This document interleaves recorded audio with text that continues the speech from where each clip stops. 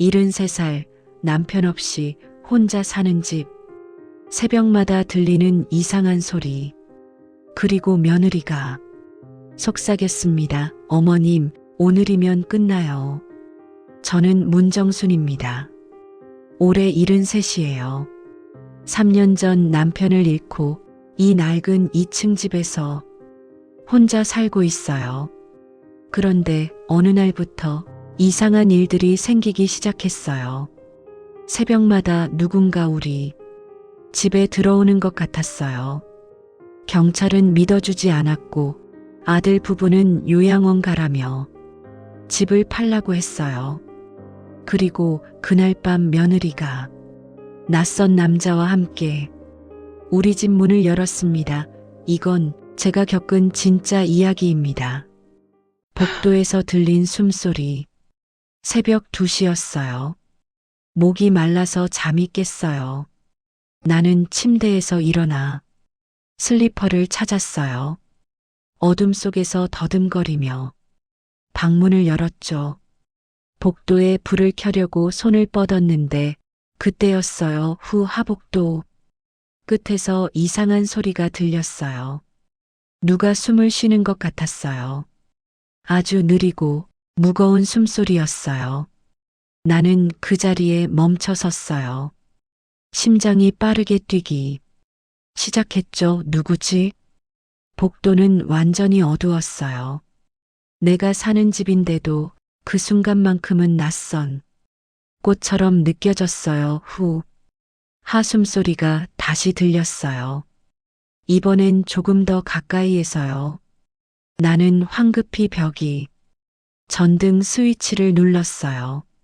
한 번, 두 번, 세 번 하지만 불이 켜지지 않았어요. 왜 안 켜지지? 손이 떨렸어요. 스위치를 계속 눌렀지만 소용없었어요.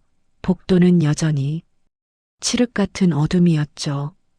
그때 또다시 그 소리가 들렸어요. 후, 하후 숨소리가 점점 가까워지고 있었어요. 내 쪽으로 다가오고 있었어요. 나는 방문 틈으로 복도를 바라봤어요. 어둠 속에서 뭔가가 움직였어요. 사람 같았어요. 그림자 같기도 하고 사람 같기도 한 형체가 복도 저쪽 끝에 서 있었어요. 그림자가 천천히 흔들렸어요. 좌우로 마치 바람에 나뭇가지가 흔들리듯이요. 저게 사람이야? 나는 숨을 참았어요. 소리내면 안 될 것 같았어요. 심장 소리가 너무 커서 저 그림자가 들을까봐 겁이 났어요. 그때였어요. 쓱쓱. 발소리가 아니었어요. 뭔가가 바닥을 긁는 소리였어요. 맨발로 마룻바닥을 질질 끄는 것 같은 소리. 그 소리가 점점 내 쪽으로 가까워졌어요. 나는 뒷걸음질 쳤어요. 방 안으로 들어가서 문을 잠가야 한다고 생각했죠. 하지만 다리가 말을 듣지 않았어요. 온몸이 얼어붙은 것처럼 꼼짝도 할 수 없었어요. 쓱쓱 더 가까이 더 가까이. 나는 눈을 질끈 감았어요. 이건 꿈이야 꿈일 거야.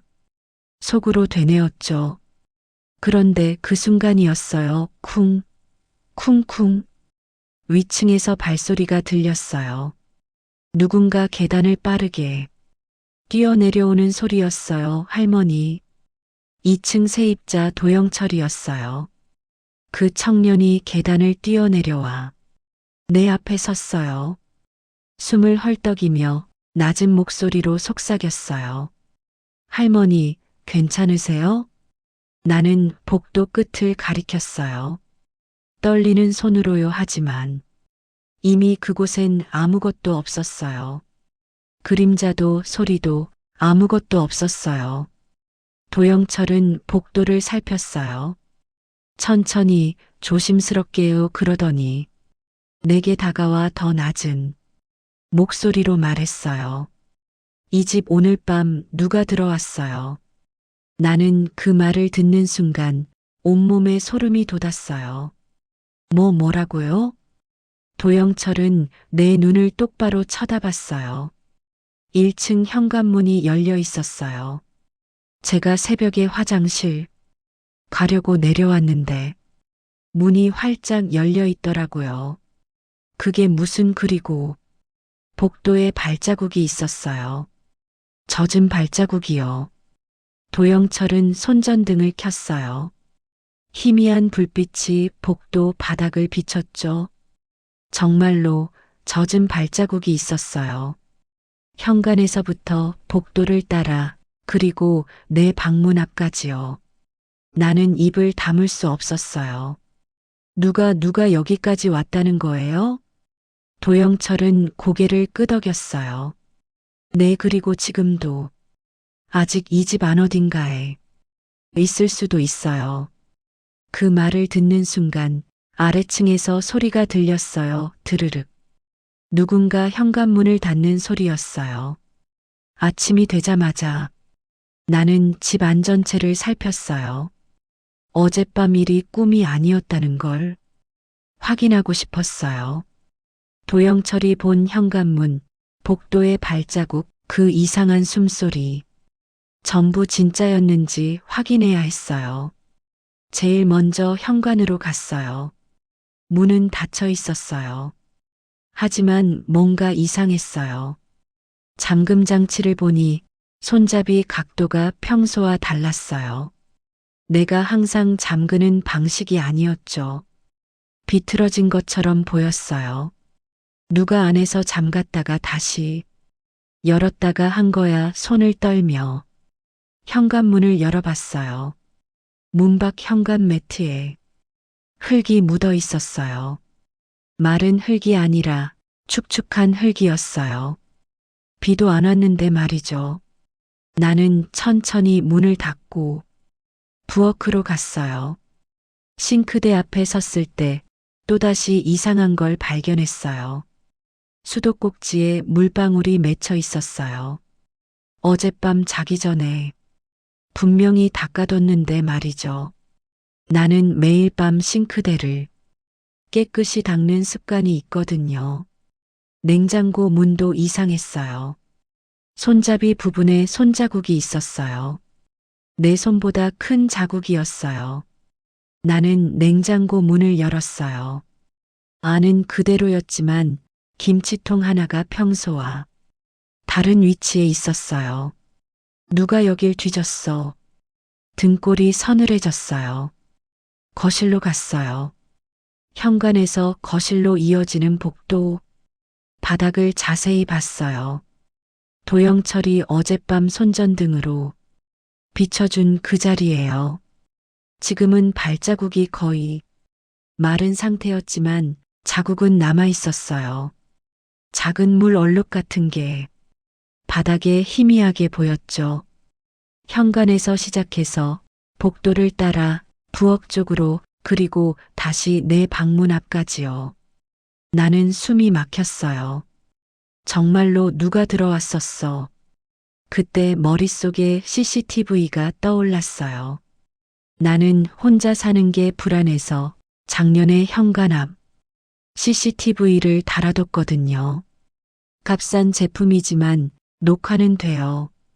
나는 현관 신발장 위에 놓인 CCTV 본체를 확인했어요. 빨간 불이 깜빡이고 있었어요. 작동은 하고 있는 것 같았어요. 나는 뚜껑을 열고 메모리 카드를 꺼내려 했어요. 그런데 카드가 없었어요. 분명히 넣어뒀는데요. 카드 슬롯은 비어 있었어요. 나는 다시 한번 확인했어요. 주변도 뒤져봤어요. 하지만 카드는 어디에도 없었어요. 누군가 가져간 거예요. 나는 그 자리에 주저앉을 뻔했어요. 다리에 힘이 풀렸어요. 누가 왜 내 집에 참을 수가 없었어요. 나는 바로 경찰에 신고 전화를 했어요. 1시간쯤 지나서 경찰이 왔어요. 젊은 남자 경찰 2명이었어요. 나는 어젯밤 일을 설명했어요. 새벽에 들린 이상한 소리, 복도의 발자국, 열린 현관문, 사라진 CCTV 메모리, 카드까지요. 하지만 경찰들은 심드렁한 얼굴이었어요. 할머니, 그래서 도난당한 물건은 없으세요? 그게 없긴 한데요. 그래도 누가 집에 들어왔잖아요. 근데 확실한 증거는 없으시네요? CCTV 영상도 없고요. 그 카드를 누가 가져갔다니까요. 할머니 혹시 카드 애초에 안 넣으신 거 아니에요? 노인분들 자주 그러세요. 깜빡하시고. 나는 화가 났어요. 하지만 말을 이어갔어요. 아니에요. 분명히 넣어뒀어요. 그리고 발자국도 있었고 현관 잠금 장치도 이상하고 경찰은 현관을 대충 봤어요. 바닥도 슬쩍 봤어요. 하지만 별로 관심 없어 보였어요. 할머니, 지금 보니까 별다른 흔적은 안 보이는데요.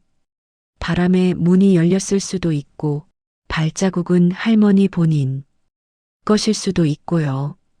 제 발자국이 아니에요. 일단 도난당한 것도 없고 폭행당한 것도 아니니까요. 저희가 할 수 있는 게 별로 없어요. 그냥 문단속 잘하시고 이상하면 다시 연락 주세요. 경찰들은 그렇게 말하고 그냥 가버렸어요. 나는 멍하니 서 있었어요. 아무도 날 믿어주지 않았어요. 그날 오후 며느리 최미선이 왔어요. 아들 상우도 함께였어요. 둘은 몇 달 만에 찾아온 거였어요. 나는 평소라면 반가웠을 텐데 오늘은 왠지 불안했어요. 어머님, 경찰이 다녀갔다면서요? 미선이 물었어요. 얼굴엔 미소가 있었지만 눈빛은 차가웠어요. 어젯밤에 집에 누가 들어온 것 같아서. 누가요? 도둑이요? 모르겠어. 그런데 CCTV 카드도 없어지고 흔적도 있고. 미선은 상우를 쳐다봤어요. 그리고 한숨을 쉬었어요. 어머님 요즘 많이 힘드시죠? 응. 혼자 계시니까 무서운 생각도 드시고 착각도 하시고. 착각이 아니야. 정말로. 어머니. 상우가 끼어들었어요. 목소리가 무거웠어요. 엄마, 요즘 건강이 안 좋으시잖아요. 기억력도 예전 같지 않고. 아니야. 나 멀쩡해. 근데 경찰도 별거 아니라고 했다며요. 어머니가 착각하신 거래요. 나는 아들을 쳐다봤어요. 내 아들이 날 이렇게 의심할 줄은 몰랐어요. 상우야, 엄마 말 안 믿니? 믿죠. 근데 어머니, 솔직히 이 큰 집에 혼자 계시는 게 위험하잖아요. 미선이 다시 말을 이었어요. 어머님, 저희가 알아봤는데요. 좋은 요양원 있어요. 깨끗하고 사람들도 많고 안전해요. 나 요양원 안 가. 왜요? 혼자 계시면서 이렇게 무서워하시는 것보다 낫잖아요. 내 집이야. 여기서 살 거야. 미선은 입꼬리를 살짝 올렸어요. 웃는 건지 비웃는 건지 모를 표정이었어요. 어머님 망상이 심해지셨어요. 아무도 안 들어왔는데 들어왔다고 생각하시고. 이러다 큰일 나요. 망상 아니야. 그럼 증거 있어요? CCTV 영상이라도 있어요? 나는 아무 말도 할 수 없었어요. 카드는 없어졌으니까요. 미선과 상우는 그날 집 얘기를 계속했어요. 집을 팔면 얼마나 받을 수 있는지, 요양원 비용은 어떻게 될지, 그런 얘기들이었어요. 나는 듣기 싫어서 방으로 들어가 버렸어요.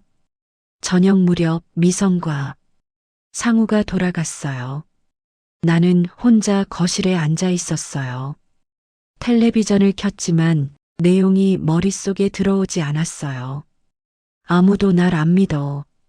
경찰도 아들도 며느리도. 나는 정말로 미쳐가는 걸까요? 그때였어요. 따르릉, 따르릉. 집 전화가 울렸어요. 나는 깜짝 놀라 전화기를 쳐다봤어요. 벽에 걸린 오래된 유선 전화였어요. 요즘엔 거의 안 울리는 전화인데요. 따르릉, 따르릉. 나는 천천히 일어나 전화기에 다가갔어요. 발신자 표시는 번호 없음이었어요. 손을 뻗어 수화기를 들었어요. 여보세요? 아무 대답이 없었어요. 여보세요? 수화기 너머로 숨소리만 들렸어요. 후, 하후, 어젯밤 복도에서 들었던 그 숨소리였어요. 아들의 압박 전화를 끊고 나서 나는 한동안 움직일 수가 없었어요. 그 숨소리가 계속 귓가에 맴돌았어요. 누가 전화를 건 걸까요? 왜 아무 말도 하지 않았을까요? 나는 그날 밤 잠을 거의 못 잤어요. 방문을 잠그고 침대 옆에 우산을 놓아뒀어요. 혹시 모르니까요. 다음 날 아침 또다시 미선과 상우가 왔어요. 이번엔 예고도 없이 왔어요. 현관벨을 누르면서 어머님, 저희예요 하고 말했죠. 나는 문을 열어줬어요. 거절할 수가 없었어요. 아들이잖아요. 미선은 깔끔한 옷차림이었어요. 회색 코트에 검은색 가방을 들고 있었어요. 상우는 피곤해 보였어요. 눈 밑에 다크서클이 있었죠. 어머님, 어젯밤 잘 주무셨어요? 미선이 물었어요. 웃고 있었지만 그 미소가 진심 같지 않았어요. 응나는 짧게 대답했어요. 길게 말하고 싶지 않았어요. 아침은 드셨어요? 아직 그럼 제가 해드릴게요. 미선은 부엌으로 들어갔어요. 냉장고를 열고 이것저것 꺼내기 시작했어요.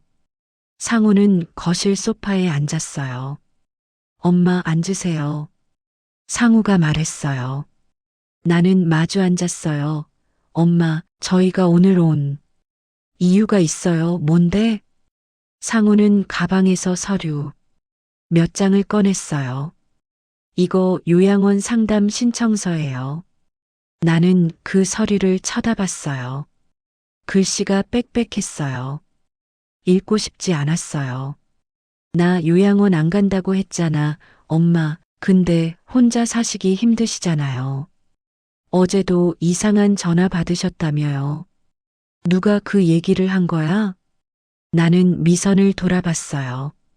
부엌에서 계란을 풀고 있던 미선이 잠깐 내 쪽을 쳐다봤어요.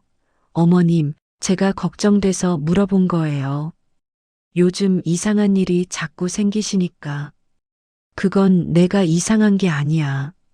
정말로 누가 어머니 상우가 내 말을 끊었어요. 엄마, 솔직히 말씀드릴게요.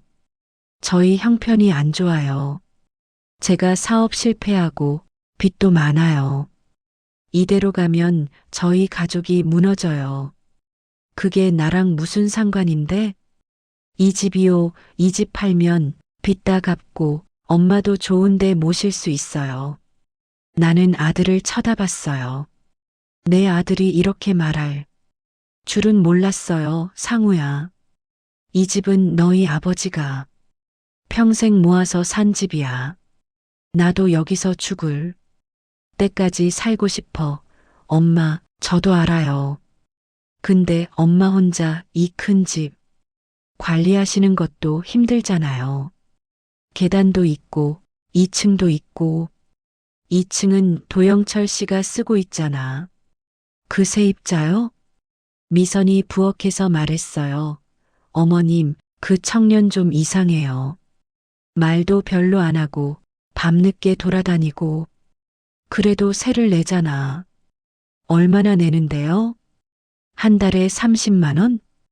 그 돈으로 뭐해요? 미선은 접시에 계란 후라이를 담아 내 앞에 놓았어요. 하지만 나는 먹고 싶지 않았어요. 어머님, 요양원 가시면 편하세요. 밥도 다 해주고 청소도 해주고 친구들도 많고 나 친구 필요 없어. 내 집이 제일 좋아.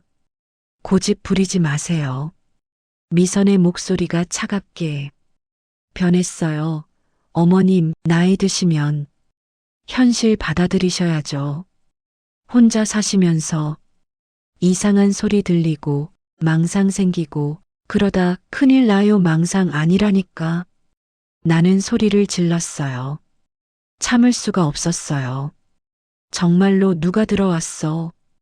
발자국도 있었고 CCTV 카드도 없어졌고 어머님 증거 없잖아요. 경찰도 별거 아니라고 했잖아요. 나는 더 이상 말할 수 없었어요. 목이 막혔어요. 상우가 서류를 내 앞으로 밀었어요. 엄마, 여기 사인만 하세요. 진명의 이전이랑 요양원 입소 동의서예요. 사인? 네, 이거 하시면 제가 다 처리할게요. 엄마는 편하게 계시면 돼요. 나는 서류를 봤어요. 글씨가 흐릿하게 보였어요. 눈물이 차올랐거든요. 나 집 안 팔아, 엄마. 상우의 목소리가 높아졌어요. 엄마, 왜 그러세요? 저 지금 죽을 지경이라고요. 이 집만 팔면 다 해결된다고요. 그래도 안 돼. 이건 너희 아버지가 남긴 거야. 아버지는 돌아가셨잖아요. 나는 아들을 쳐다봤어요. 눈물이 뺨을 타고 흘러내렸어요. 상우는 한숨을 크게 쉬었어요. 미선이 상우의 어깨에 손을 올렸어요. 자기야, 그만해요. 어머님이 아직 준비가 안 되신 것 같아요. 미선은 날 쳐다봤어요. 그 눈빛이 무서웠어요. 웃고 있었지만 눈은 웃지 않았어요. 어머님, 천천히 생각해 보세요. 저희는 어머님 걱정돼서 그러는 거예요. 두 사람은 그렇게 말하고 일어났어요. 그럼 저희 먼저 갈게요. 생각 잘하세요. 문이 닫혔어요. 나는 혼자 남았어요. 한참을 울었어요. 아들이 날 배신한 것 같았어요. 며느리는 처음부터 날 싫어했지만 아들까지 그러면 난 어떡하라는 거죠. 나는 계란 후라이를 쳐다봤어요. 식어버린 계란이었어요. 먹고 싶지 않았어요. 거실 바닥에 서류가 흩어져 있었어요. 요양원 상담서, 집, 명예 이전 동의서. 나는 그 종이들을 구겨서 쓰레기통에 던졌어요. 절대 안 팔아. 이 집은 내 거야. 저녁이 되었어요. 나는 현관문을 다시 한번 확인했어요. 잠금 장치를 2번, 3번 확인했어요. 그때였어요. 스윽 문 아래 틈으로 뭔가 들어왔어요. 하얀 종이였어요. 나는 몸을 숙여 그걸 집어들었어요. 쪽지였어요. 손글씨로 쓴 글이었어요.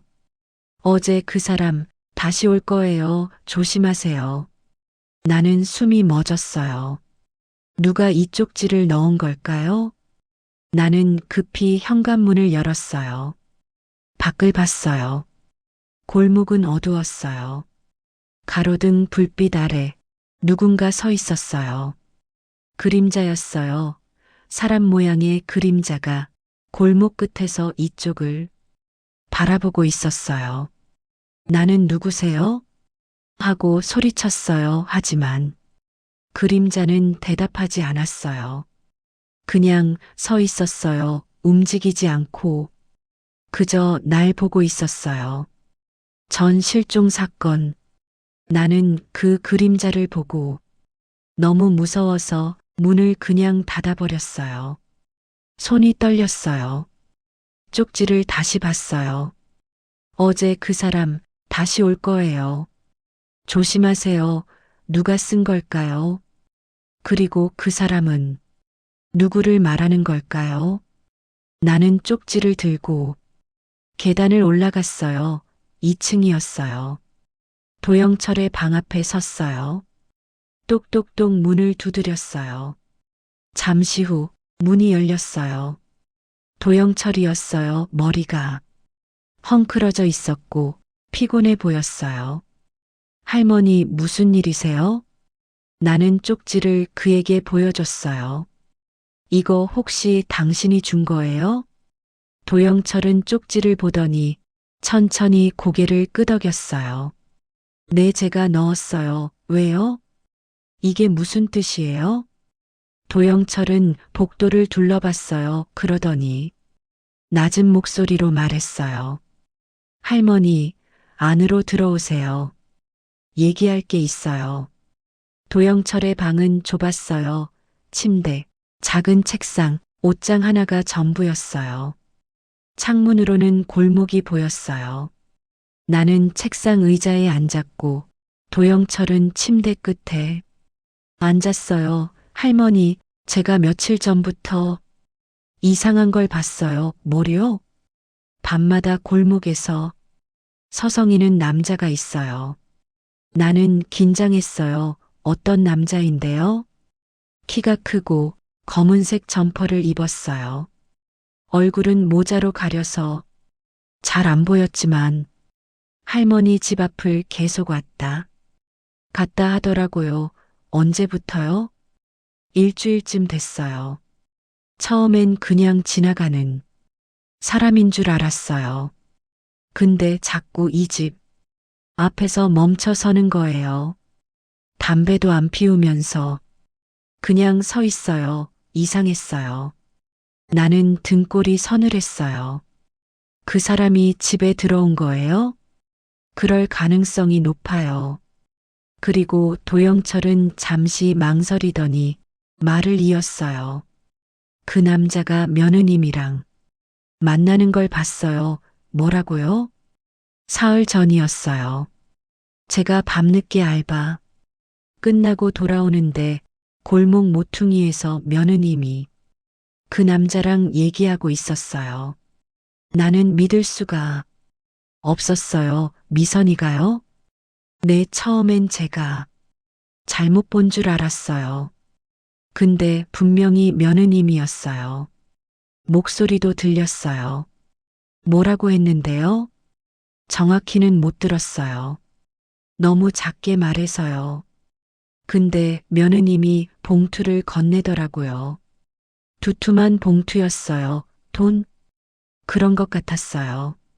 나는 머릿속이 복잡해졌어요. 미선이 왜 그런 남자한테 돈을 줬을까요?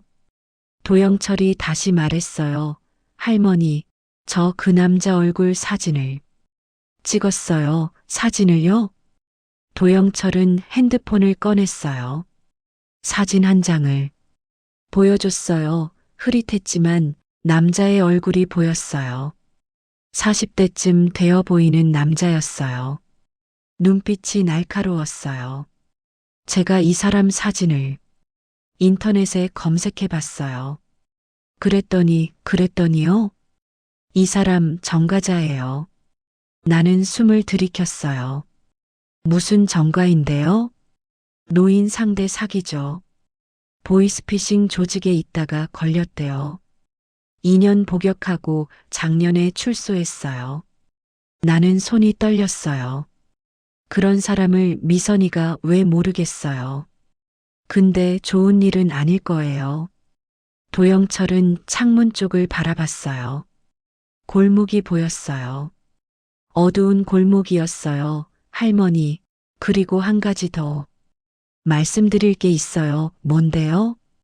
도영철은 나를 똑바로 쳐다봤어요. 10년 전에 이 동네에서 사람이 사라진 적 있어요. 나는 그 말을 듣고 얼어붙었어요. 10년 전이요? 네, 제가 17살 때였어요. 당시 이 동네 살았거든요. 누가 사라졌는데요? 남자 한 명이요. 40대였던 것 같아요. 이름은 기억 안 나는데 신문에도 났었어요. 실종자 찾습니다. 전단지도 돌았고요. 그 사람이 어떻게 됐는데요? 끝까지 못 찾았어요. 경찰도 수사했지만 아무 단서도 없었대요. 그냥 어느 날 갑자기 사라진 거예요. 나는 불안했어요. 그게 이 집이랑 무슨 상관이에요? 도영철은 잠시 말을 멈췄어요. 그러더니 조심스럽게 말했어요.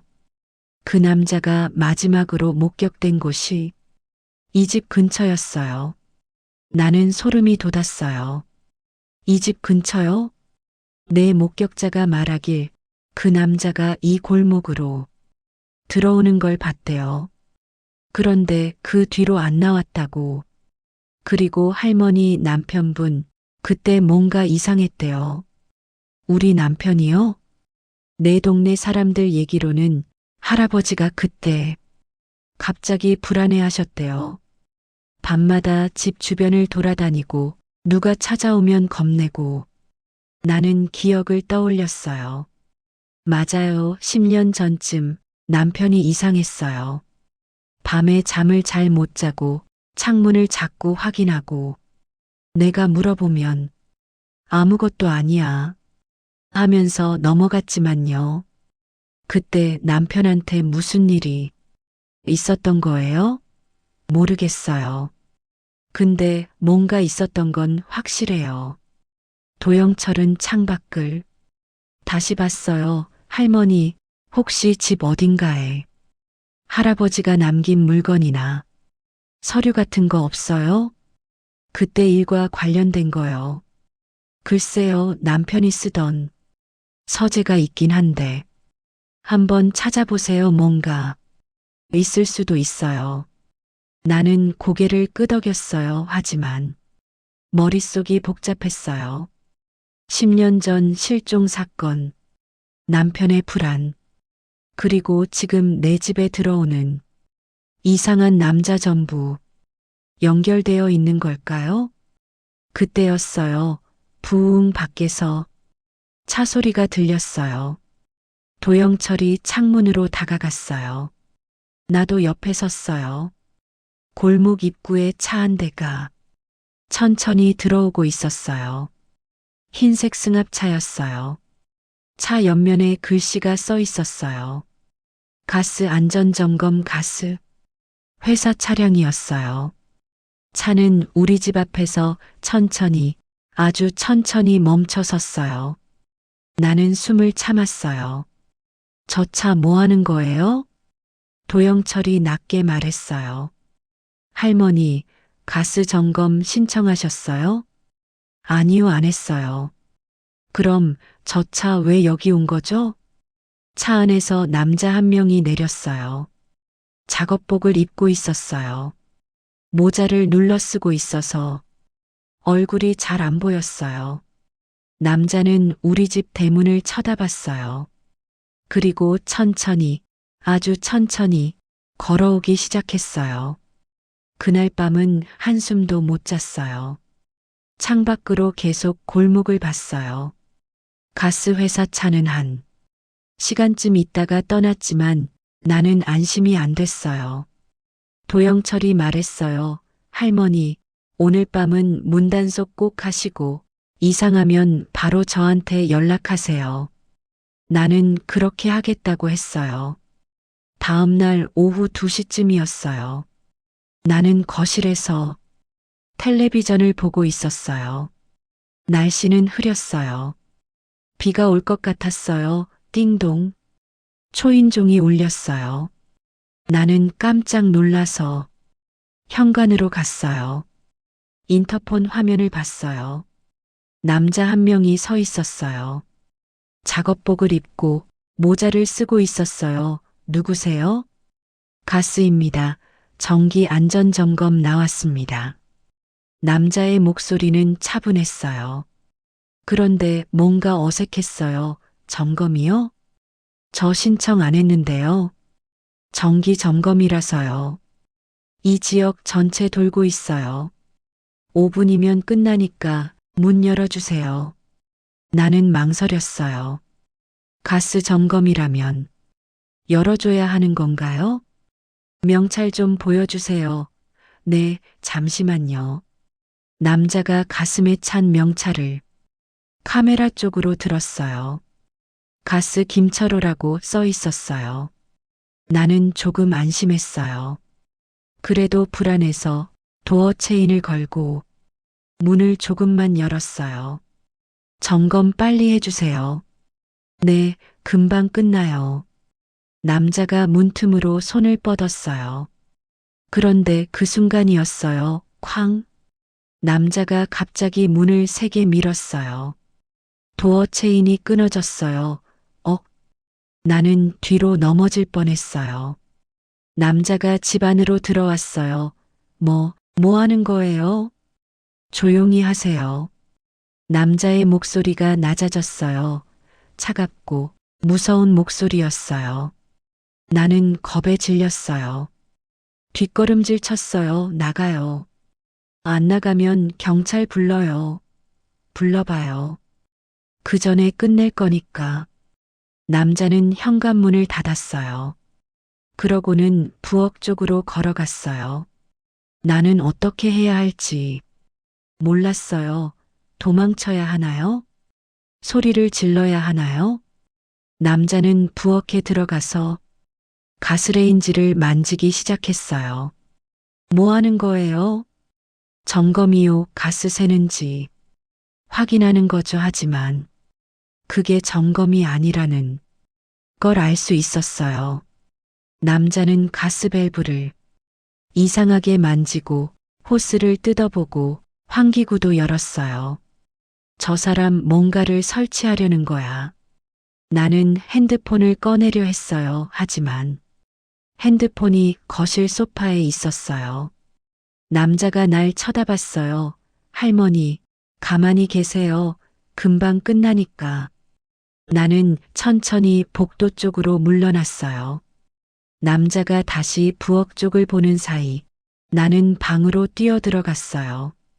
문을 잠그고 방 안전화기를 집어 들었어요. 여보세요. 경찰이요. 우리 집에 도둑이 들어왔어요. 네, 주소 말씀해 주세요. 나는 떨리는 목소리로 주소를 말했어요. 전화를 끊고 나서 귀를 문에 댔어요. 밖에서 남자의 발소리가 들렸어요. 부엌에서 뭔가 하고 있는 것 같았어요.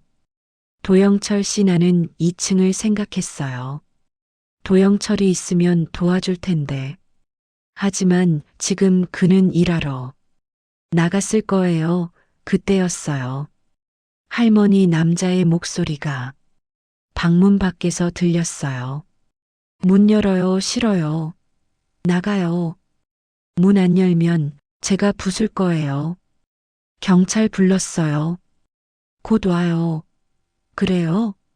남자는 잠시 조용했어요. 그러더니 웃었어요. 그럼 빨리 끝내야겠네요. 발소리가 멀어졌어요. 다시 부엌으로 간 것 같았어요. 나는 창문을 봤어요. 방 창문은 1층이라 밖으로 나갈 수 있었어요. 나는 창문을 열고 밖으로 나가려 했어요. 그런데 그 순간이었어요. 쿵쾅. 현관문이 3개 열리는 소리가 들렸어요. 할머니, 괜찮으세요? 도영철이었어요. 도영철 씨. 나는 방문을 열었어요. 복도에 도영철이 서 있었어요. 숨을 헐떡이고 있었어요. 할머니, 제가 골목에서 가스차 보고 이상해서 뛰어왔어요. 괜찮으세요? 부엌에 남자가. 도영철은 부엌으로 달려갔어요. 나도 뒤따라갔어요. 하지만 부엌엔 아무도 없었어요. 뒷문이 열려 있었어요. 도망갔어요. 도영철이 말했어요. 그는 뒷문 밖을 봤지만 이미 남자는 사라진 뒤였어요. 나는 다리에 힘이 풀렸어요. 주저앉을 뻔했어요. 도영철이 나를 붙잡았어요. 할머니, 앉으세요. 나는 거실 소파에 앉았어요. 손이 떨렸어요. 도영철이 부엌을 살폈어요. 가스레인지 이상한데요. 뭐가요? 호스가 조금 느슨해져 있어요.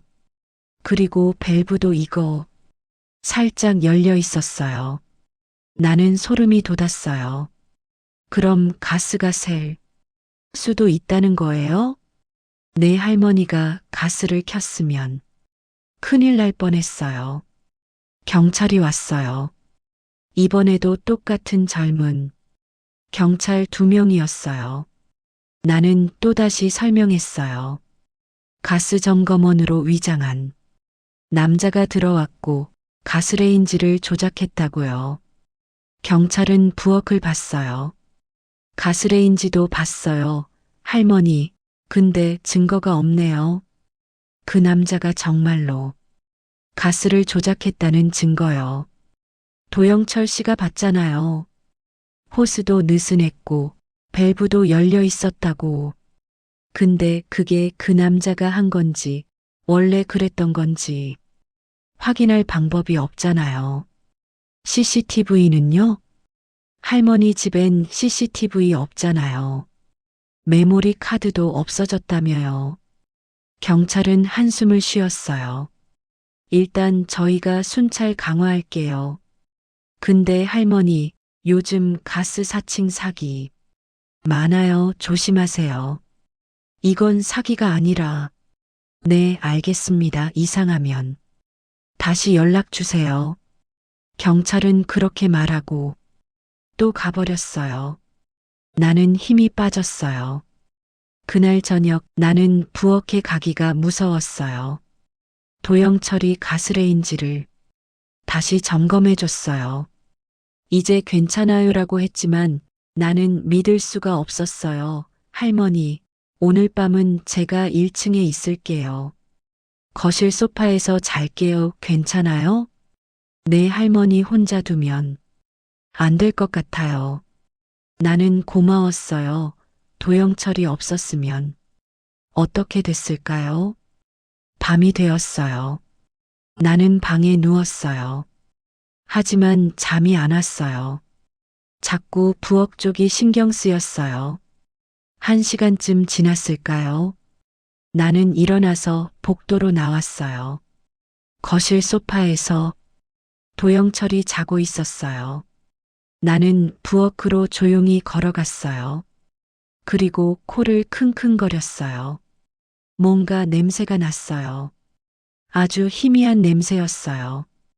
가스 냄새 같기도 하고 아닌 것 같기도 하고. 나는 가스레인지에 다가갔어요. 귀를 가까이 댔어요. 스으. 아주 작은 소리가 들렸어요. 가스가 새고 있었어요. 나는 급히 가스밸브를 잠갔어요. 손이 떨렸어요. 정말로 가스가 새고 있었어요. 조금만 늦었으면 큰일 날 뻔했어요, 할머니. 도영철이 뛰어왔어요. 잠에서 깬 것 같았어요. 가스가 새고 있었어요. 도영철은 가스레인지를 확인했어요. 그리고 창문을 활짝 열었어요. 환기시켜야 해요. 할머니, 거실로 나가세요. 우리는 거실로 나왔어요. 도영철은 집 안, 창문을 전부 열었어요. 제가 분명히 점검했는데 이상해요. 저 남자가 뭔가 한 거예요. 분명히요. 나는 화가 났어요. 무서움보다 분노가 컸어요. 이러다 진짜 죽겠어요. 경찰은 믿어주지도 않고 아들 며느리는 집 팔라고만 하고 도영철은 나를 쳐다봤어요. 미안한 표정이었어요. 할머니, 제가 할 얘기가 있어요. 뭔데요? 사실 제가 이 집 2층에 들어온 건 우연이 아니에요. 나는 도영철을 쳐다봤어요. 무슨 말이에요? 도영철은 깊게 숨을 쉬었어요. 저 10년 전 실종 사건 기억하시죠? 네, 당신이 말해줬잖아요. 사실 그때 그걸 봤어요. 뭐요? 사람들이 뭔가를 묻는 걸요. 나는 숨이 멎었어요. 도영철은 소파에 앉았어요. 나도 마주 앉았어요. 10년 전 제가 17살 때였어요. 저는 이 동네 살았고 학교 끝나고 밤늦게 돌아다니는 버릇이 있었어요. 어느 날 밤 새벽 2시쯤이었어요. 저는 PC방에서 놀다가 집에 가는 길이었어요. 이 골목을 지나가는데 할머니 집 뒷마당에 불빛이 보였어요. 뒷마당에요? 내 손전등 불빛이었어요. 저는 이상해서 담 너머로 몰래 봤어요. 도영철의 목소리가 떨렸어요. 남자 2명이 땅을 파고 있었어요. 나는 손으로 입을 막았어요. 뭘 묻고 있었나요? 잘 안 보였어요. 어두워서요. 근데 큰 자루 같은 게 있었어요. 검은 비닐 같은 거요. 그 안에 뭔가 들어 있었어요. 설마 저도 그때는 몰랐어요. 그냥 쓰레기 묻는 거라고 생각했어요. 근데 며칠 뒤에 신문에 실종 사건이 났어요. 그제야 깨달았죠. 도영철은 고개를 숙였어요. 저 경찰한테 말했어야 했는데 무서워서 못했어요. 그 남자들이 저 찾아올까 봐요. 그래서 그냥 모른 척 했어요. 나는 믿을 수가 없었어요. 그럼 우리 집 땅 밑에 그 사람이 묻혀 있을 수도 있어요. 나는 온몸에 소름이 돋았어요. 그럼 우리 남편은요? 남편도 알고 있었던 거예요? 모르겠어요. 근데 할아버지가 그때 이상했다는 건 사실이잖아요. 뭔가 알고 계셨을 수도 있어요. 나는 남편을 떠올렸어요. 10년 전 남편은 정말로 이상했어요. 불안해하고 밤에 잠 못 자고 누가 오면 겁내고. 남편이 협박당한 걸까요? 그럴 수도 있어요. 도영철이 말했어요. 할머니, 혹시 할아버지가 뭔가 숨겨놓은 거 없을까요? 서류나 메모나 뭐든요. 서재에 남편이 쓰던 방이 있긴 해요. 한번 찾아봐요. 뭔가 있을지도 몰라요. 우리는 2층 서재로 갔어요. 남편이 생전에 쓰던 방이었어요. 3년 동안 거의 안 들어갔어요. 문을 열자 먼지 냄새가 났어요. 책장, 책상, 서랍들이 있었어요. 할머니, 저는 책장 쪽 볼게요. 할머니는 책상 서랍 봐주세요. 나는 책상 앞에 앉았어요. 서랍을 하나씩 열었어요. 첫 번째 서랍엔 볼펜, 클립, 메모지 같은 것들이었어요. 두 번째 서랍엔 오래된 영수증, 우편물들이었어요. 세 번째 서랍은 잠겨 있었어요. 이거 잠겨 있어요. 도영철이 왔어요. 열쇠 있어요? 글쎄요, 어디 뒀는지 모르겠어요. 도영철은 서랍을 당겨봤어요. 그러더니 드라이버로 서랍 자물쇠를 조금씩 뜯기 시작했어요. 딱 서랍이 열렸어요. 안엔 낡은 상자 하나가 있었어요. 나무 상자였어요. 나는 상자를 꺼냈어요. 무거웠어요. 뚜껑을 열었어요. 안엔 서류 몇 장, 사진 몇 장, 그리고 작은 녹음기가 있었어요. 이게 뭐지? 나는 서류를 꺼냈어요. 남편 필체로 쓴 메모였어요. 이 집을 내놓는 순간 누군가 찾아올 것이다. 절대 땅을 파서는 안 된다. 미안하다. 나는 겁쟁이다. 나는 눈물이 났어요. 남편이 뭘 그렇게 무서워한 거예요? 도영철이 다른 서류를 봤어요. 할머니, 이거 봐요. 그가 건넨 종이엔 이름이 적혀 있었어요. 박재민 2015년 3월 12일 실종. 그리고 아래엔 이렇게 적혀 있었어요. 그들이 협박했다. 입 다물라고 안 그러면 가족이 위험하다고. 나는 손이 떨렸어요. 그럼 남편이 알고 있었던 거예요. 누가 그 사람을 묻었는지. 그런 것 같아요. 도영철이 녹음기를 들었어요. 이거 들어봐요. 그는 재생 버튼을 눌렀어요. 지지직 소리가 나더니 남편 목소리가 들렸어요. 2015년 3월 15일. 나는 오늘 끔찍한 걸 봤다.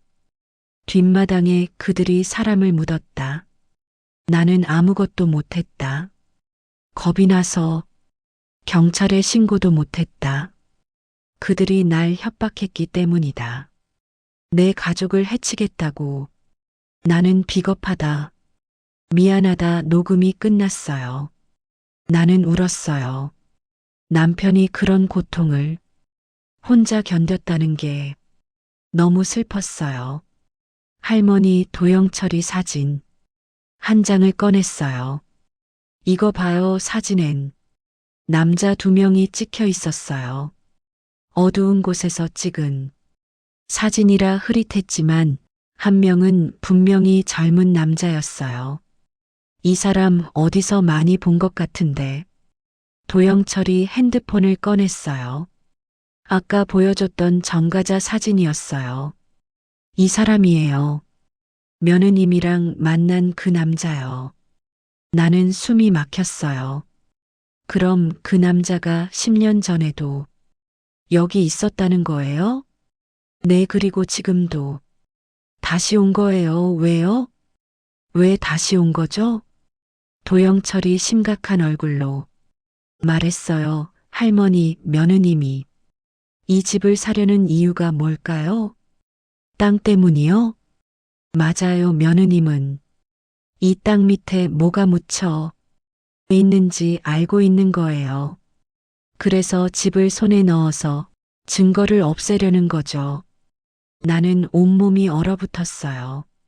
그럼 미선이는 그 사건과 관련이 있다는 거예요? 그럴 가능성이 높아요. 그때였어요. 쾅. 2층 어딘가에서 큰 소리가 났어요.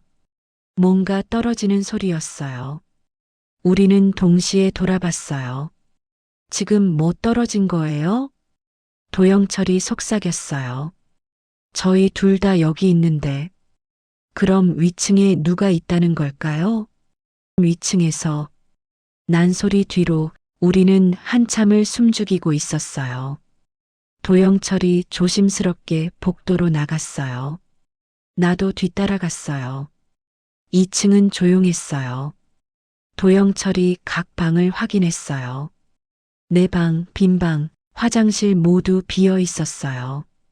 아무도 없어요. 그럼 저 소리는 뭐였어요? 우리는 창문을 봤어요. 바람이 세게 불고 있었어요. 창문 하나가 조금 열려 있었어요. 바람에 뭐가 떨어진 것 같아요. 도영철이 말했어요. 하지만 나는 여전히 불안했어요. 다음 날 아침 미선이 또 왔어요. 이번엔 혼자였어요. 상우는 없었어요. 어머님, 안녕하세요. 미선은 웃고 있었어요. 하지만 그 웃음이 이제는 무섭게 느껴졌어요. 왜 왔어요? 나는 차갑게 말했어요. 어머님, 저희 지난번에 말씀드린 거 생각해 보셨어요? 진명의 이전이랑 요양원 말이에요. 안 한다고 했잖아요. 미선의 미소가 조금 굳었어요. 어머님, 왜 그러세요? 저희가 어머님 걱정해서 그러는 건데. 걱정은 무슨 당신들은 집만 원하잖아요, 어머님. 미선의 목소리가 높아졌어요. 하지만 곧 다시 웃었어요. 어머님, 오해하신 거예요. 저희는 진심으로 어머님 안전을 생각하는 거예요. 그래요? 그럼 왜 이렇게 급해요? 왜 자꾸 오늘 결정하라고 하는 거예요? 미선은 잠시 말을 멈췄어요. 어머님, 사실은요. 저희 형편이 정말 안 좋아요. 빚독촉이 심해서 이번 주 안에 돈을 마련 못하면 큰일 나요. 그게 나랑 무슨 상관이에요. 어머님은 상우 어머니잖아요. 아들이 힘들면 도와주셔야죠. 나는 화가 났어요. 나도 힘들어요. 누가 우리 집에 자꾸 들어오고 가스도 새고 경찰도 안 믿어주고 그런데 당신들은 집 팔라고만 하잖아요. 어머님, 그게 다 어머님 망상 아니에요? 증거도 없잖아요. 망상 아니에요. 나는 소리쳤어요. 미선은 나를 쳐다봤어요. 그 눈빛이 차가웠어요. 어머님, 오늘까지 생각해 보세요. 오늘 저녁까지 결정 안 하시면 저희도 어떻게 될지 몰라요. 뭐라고요? 저희도 절박하다는 얘기예요. 어머님이 도와주시든 안 도와주시든 저희는 방법을 찾을 거예요. 미선은 그렇게 말하고 일어났어요. 그럼 저 먼저 갈게요. 오늘 저녁에 다시 올게요. 그때까지 잘 생각해 보세요. 문이 닫혔어요. 나는 자리에 주저앉았어요. 점심 무렵 도영철이 내려왔어요. 할머니, 괜찮으세요? 아니요, 하나도 안 괜찮아요. 나는 도영철에게 미선이 한 말을 전부 얘기했어요. 도영철은 심각한 얼굴이었어요. 할머니, 며느님이 오늘 밤에 뭔가 하려는 것 같아요. 나도 그렇게 느꼈어요. 방법을 찾겠다는 그게 무슨 뜻일까요? 좋은 뜻은 아닐 거예요. 도영철이 말했어요. 할머니, 저한테 생각이 있어요. 뭔데요? 우리가 먼저 준비하는 거예요. 준비요? 내 며느님이 오늘 밤에 올 거잖아요. 그럼 우리가 미리 녹음기를 준비해서 며느님 말을 녹음하는 거예요. 나는 고개를 끄덕였어요. 그래서요? 며느님이 집을 노리는 진짜 이유, 그 가스 남자와의 관계, 10년 전 사건에 대해 자백하게 만드는 거예요. 어떻게요? 할머니가 미끼가 되는 거예요. 나는 도영철을 쳐다봤어요. 내가 미끼요? 내 할머니가 며느님한테 나 집 팔게. 근데 그 전에 궁금한 게 있어. 이런 식으로 말하는 거예요. 그럼 며느님이 방심하고 진실을 말할 수도 있어요. 위험하지 않을까요? 위험해요. 근데 이대로 있으면 더 위험해요. 도영철이 내 손을 잡았어요. 할머니, 저 도울게요. 제가 숨어서 지켜볼게요. 위험하면 바로 나갈게요. 나는 생각했어요. 무서웠어요. 하지만 더 이상 당할 수만은 없었어요. 좋아요, 해볼게요. 우리는 오후 내내 준비했어요. 도영철이 작은 녹음기를 내 옷 안쪽에 숨겨줬어요. 그리고 그는 부엌 뒤편 수납장에 숨기로 했어요. 위험하면 바로 소리 지르세요. 제가 튀어나올게요. 알았어요. 나는 경찰에게도 전화했어요. 오늘 밤에 혹시 모르니까 이상하면 바로 오실 수 있어요? 할머니, 무슨 일 생기실 것 같아요? 며느리가 오늘 밤에 온대요. 뭔가 불길해요. 경찰은 한숨을 쉬었어요. 할머니, 며느리 오는 게 뭐가 이상해요. 가족이잖아요. 그래도 제발 신경 써주세요. 네, 알겠습니다. 근처 순찰 돌게요. 전화를 끊었어요. 별로 믿음이 안 갔어요. 저녁 7시쯤 미선이 왔어요. 혼자가 아니었어요. 상우도 함께였어요. 어머님, 생각 정리하셨어요? 미선이 물었어요. 나는 거실 소파에 앉았어요. 두 사람도 앉았어요. 팔게요. 내가 말했어요. 미선의 얼굴이 환해졌어요. 정말요? 어머님, 잘 결정하셨어요. 그 대신 한 가지 묻고 싶은 게 있어요. 뭔데요? 나는 미선을 똑바로 쳐다봤어요. 왜 이렇게 이 집이 필요한 거예요? 미선의 미소가 굳었어요. 어머님, 그야 어머님 걱정돼서 거짓말하지 마세요. 나는 단호하게 말했어요. 당신 이 집 땅 밑에 뭐가 있는지 알고 있죠? 미선의 얼굴이 하얗게 변했어요. 상우가 끼어들었어요. 엄마, 무슨 말씀이세요? 상우야, 넌 조용히 있어. 나는 미선만 쳐다봤어요. 10년 전 여기서 사람이 사라졌어요. 그리고 우리 남편은 그걸 알고 있었어요. 당신도 알고 있죠? 미선은 아무 말도 하지 않았어요. 나는 계속 말했어요. 당신 그 가스 남자랑 아는 사이죠? 그 사람이 10년 전에도 여기 있었어요. 대답해요. 미선은 한참을 조용히 있다가 갑자기 웃었어요. 어머님 정말 많이 아시네요. 목소리가 차가웠어요. 그래요, 저 알아요. 그래서 뭐요? 그럼 인정하는 거네요. 인정해요. 이 집 땅 밑에 박재민이 묻혀 있어요. 제 삼촌이에요. 나는 숨이 막혔어요. 삼촌이요? 네, 10년 전에 그 사람들이 제 삼촌을 죽이고 여기 묻었어요. 저는 그걸 알아냈죠. 그래서 이 집을 손에 넣어야 해요. 증거를 없애야 하니까. 상우가 놀란 얼굴로 미선을 봤어요. 미선아, 너 무슨 소리 하는 거야? 미선은 상우를 쳐다봤어요. 당신은 몰라도 돼요. 어차피 오늘 밤이면 끝나니까. 나는 온몸이 얼어붙었어요. 오늘 밤이면 끝난다고요? 미선이 가방에서 핸드폰을 꺼냈어요. 누군가에게 전화를 걸었어요. 네, 저예요. 지금 들어오세요. 전화를 끊었어요. 현관 쪽에서 문 여는 소리가 들렸어요. 가스 남자가 들어왔어요. 나는 일어서려 했지만 미선이 내 손목을 잡았어요. 어머님, 가만히 계세요. 오늘 밤 편하게 보내드릴게요. 뭐 하려고. 가스 남자가 다가왔어요. 그때였어요, 할머니. 도영철이 부엌에서 뛰어나왔어요. 도영철이 뛰어나오자 가스 남자가 그를 막아섰어요. 누구야, 너?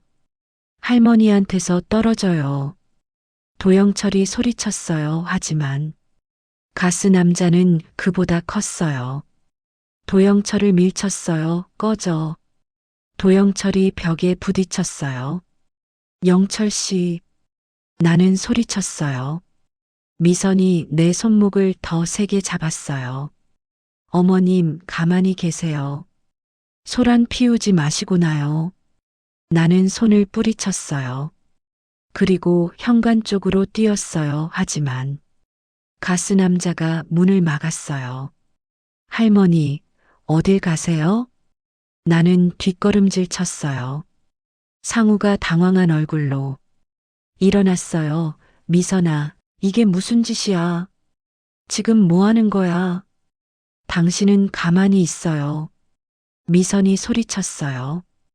이건 다 우리를 위한 거예요. 이 집만 손에 넣으면 빚도 갚고 새 출발할 수 있어요. 이런 식으로 사람 해치면서 어차피 늙어서 곧 죽을 사람이에요. 미선의 목소리가 차가웠어요. 나는 그 말을 듣고 온몸이 떨렸어요. 가스 남자가 가방에서 뭔가를 꺼냈어요. 주사기였어요. 이거 맞으면 잠들어요. 그리고 안 깨어날 거고요. 나는 숨이 막혔어요. 제발 나 살려주세요, 할머니. 도영철이 다시 일어나서 가스 남자에게 달려들었어요. 두 사람이 몸싸움을 했어요. 그 틈에 나는 현관문을 열고 밖으로 뛰쳐나갔어요. 밖은 비가 내리고 있었어요. 새벽 3시, 골목은 어두웠어요. 나는 슬리퍼를 신고 뛰었어요. 숨이 찼어요. 다리가 후들거렸어요. 어머님. 뒤에서 미선의 목소리가 들렸어요. 나는 뒤를 돌아봤어요. 미선이 우산도 없이 쫓아오고 있었어요. 어머님, 도망가지 마세요. 나는 골목 모퉁이를 돌았어요. 넘어질 뻔했지만 간신히 버텼어요. 큰 길로 나가야 해요. 사람이 있는 곳으로 가야 해요. 하지만 다리가 말을 듣지 않았어요. 나이 든 몸이었어요. 빨리 뛸 수가 없었어요. 어머님. 미선이 내 팔을 잡았어요. 나요. 어디 가시려고요? 순순히 집으로 돌아가요. 나는 미선을 밀쳤어요. 당신 왜 이래요? 나한테 왜 이렇게 해요? 미선은 비에 젖은 얼굴로 웃었어요. 왜요? 돈 때문이죠. 이 집이 돈이 되니까요. 그리고 어머님이 방해되니까요. 나는 내 시어머니야, 시어머니요? 어머님은 평생 저한테 잘해준 적 없잖아요. 항상 저 무시하고 며느리 자격 없다고 하고. 그건 이제 끝이에요. 어머님도 이 집도 전부 제 거예요. 미선이 내 목을 잡았어요. 숨이 막혔어요. 미선아. 멀리서 상우의 목소리가 들렸어요. 그가 골목으로 뛰어왔어요. 그만해. 미선아, 정신 차려. 미선은 날 놓아줬어요. 나는 바닥에 주저앉았어요. 상우가 미선을 붙잡았어요.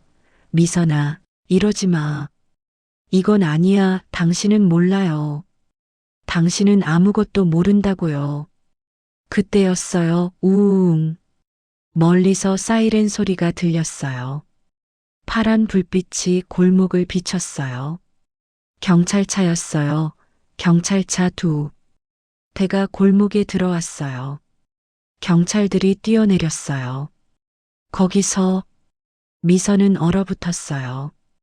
가스 남자는 도망치려 했지만 경찰이 그를 잡았어요. 꼼짝 마.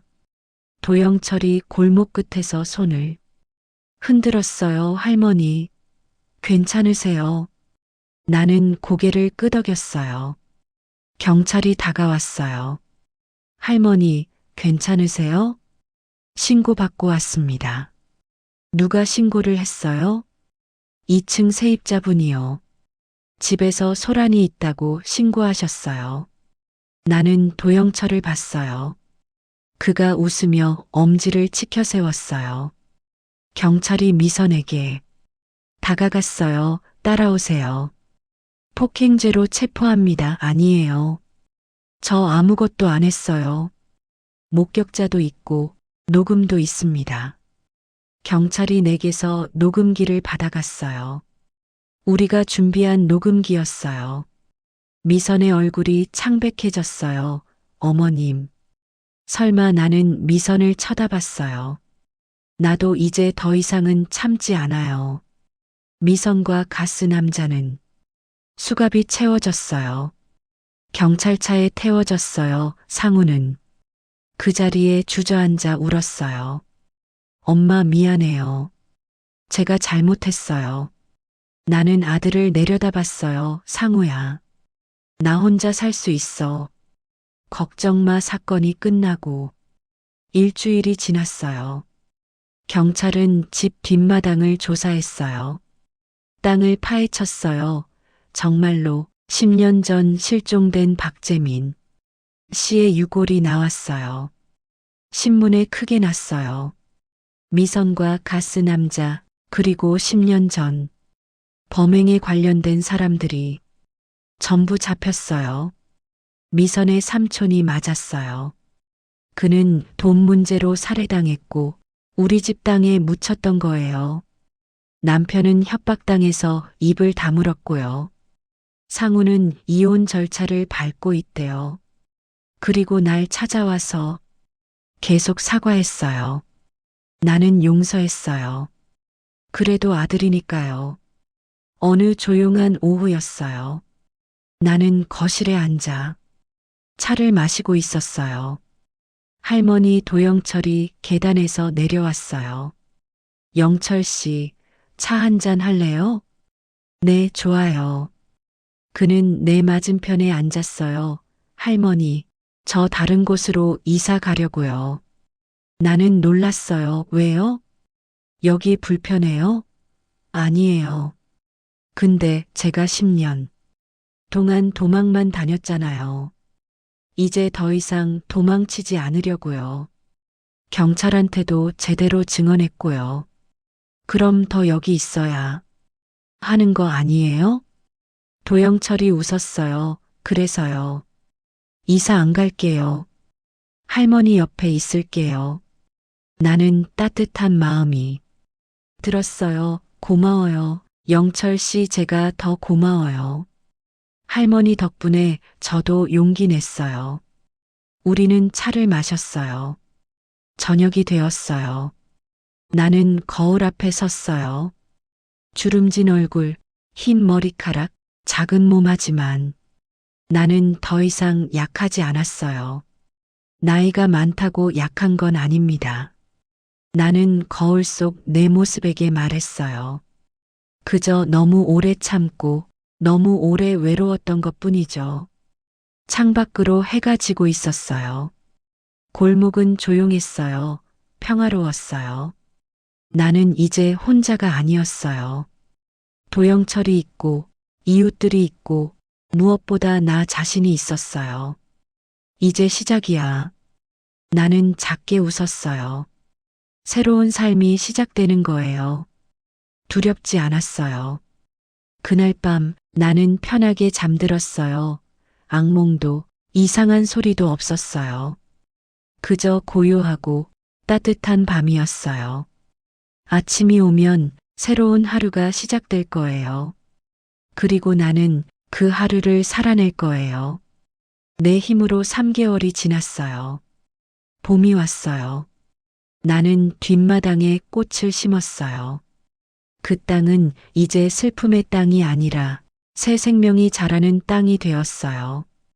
도영철은 낮에 일하고 저녁엔 나와 함께 저녁을 먹었어요.